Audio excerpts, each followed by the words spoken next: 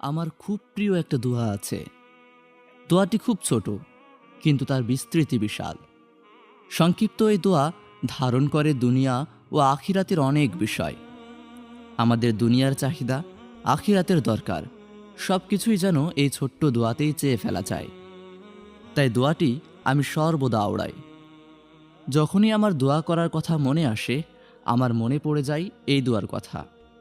সালাতে, সিজদায়, হাঁটতে চলতে এই দোয়া যেন আমার নিত্যসঙ্গীর মতো। আব্বাস রাদিয়াল্লাহু আনহু একবার নবীজি সাল্লাল্লাহু আলাইহি ওয়াসাল্লামের কাছে এসে বললেন, ইয়া রাসূলুল্লাহ, আমাকে একটি দোয়া শিখিয়ে দিন।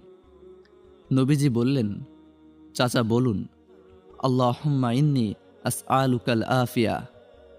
মানে হলো, ও আল্লাহ, আমি আপনার কাছে আফিয়াহ চাচ্ছি। প্রশ্ন হলো, আফিয়া কি